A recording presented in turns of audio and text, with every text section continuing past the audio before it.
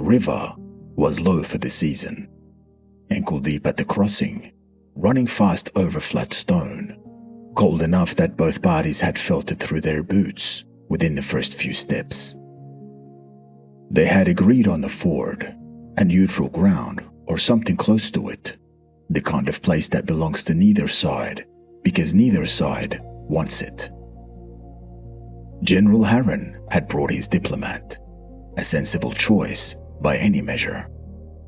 The man knew the history of the Valley campaigns, the terms of 3 prior failed agreements, the precise acreage in dispute, and what each side had been told it was fighting for.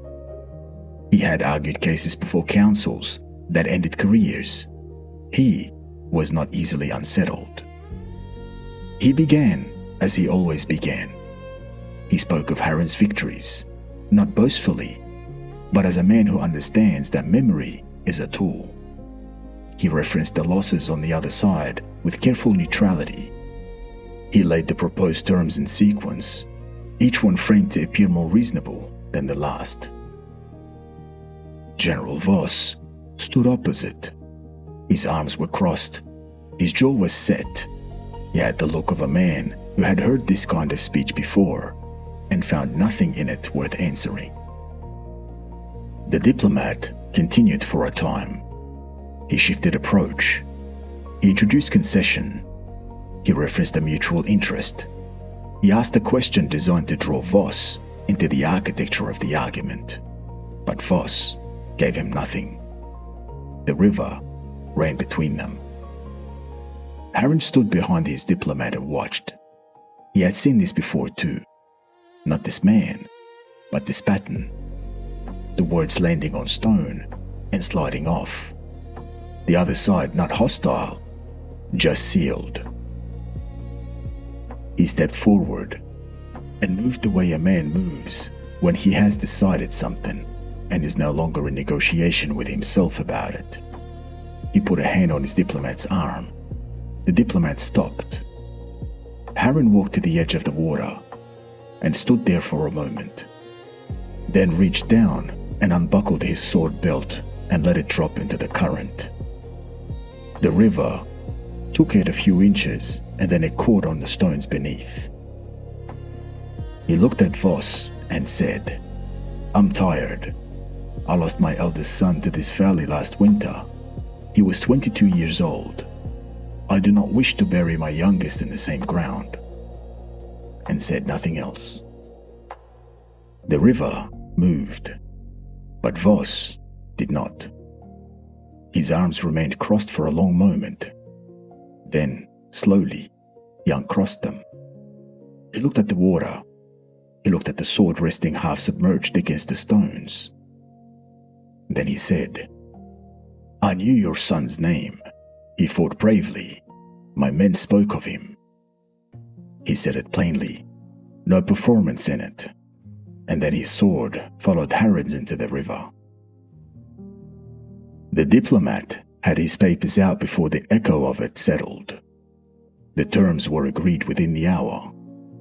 And when both parties turned to leave, Voss paused at the bank and looked back once, not at Harren, not at the diplomat, but at the 2 swords still resting in the shallows, the current moving around them.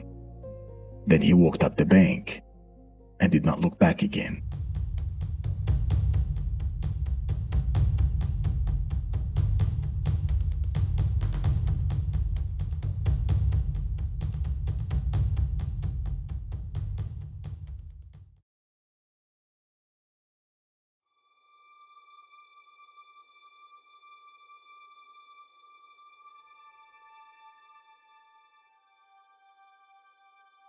The diplomat did everything correctly. He had the history, the leverage, and the structure of the argument arranged so that each concession felt like generosity and each demand felt like reason. He was not bluffing. He was not performing. He was just working. And he produced nothing. This is the first thing to understand. The failure was not technical. The tools were sound. But the problem was that no tool in his possession could reach the man standing across the river, because that man had not yet opened the door, and the door does not open from the outside. Most men believe that a strong enough argument will eventually land, but they are wrong about this, and the error costs them more than they account for. Resistance is not a position. It is not an opinion to be countered or a logic to be dismantled. It is a state. A man who has crossed his arms and set his jaw is not waiting to be persuaded. He is waiting for a reason to stop defending. And those are not the same thing. The diplomat was trying to move Voss's position. Harren understood that positions do not move until the man holding them decides to move. And a man does not decide to move because the argument against him is sufficiently clever. He decides to move because something changed in the space between himself and the other man. What Harren did was not tactic. He unbuckled his sword because he had nothing left to protect with it in that moment. He said what was true because the alternative was to go home carrying the same weight he had brought to the river.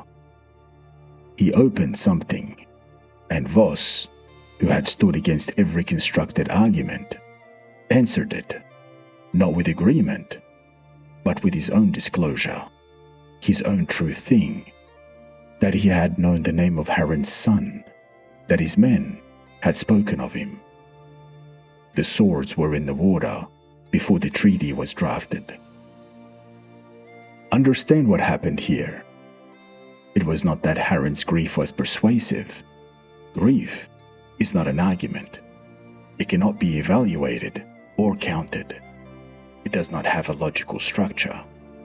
What it has is weight, and weight, plainly carried and plainly set down, does something to a man watching it that argument cannot do. It makes him real. It removes the performance from the space between two men. And when the performance is gone, what remains is two men standing in a river, both tired, both holding something they did not choose to carry. Voss's defenses were not dismantled. They just became unnecessary. This is the distinction most men miss. Persuasion, as most men practice it, is an assault on another man's position. Sincerity is not an assault. It is a withdrawal from the performance, from the strategy, from the self-protection that makes every interaction a kind of combat. When a man steps out from behind his own armor, the man opposite has nothing left to defend against. A man who carries nothing hidden asks nothing to be held back in return. The diplomat's error was not incompetence, it was category.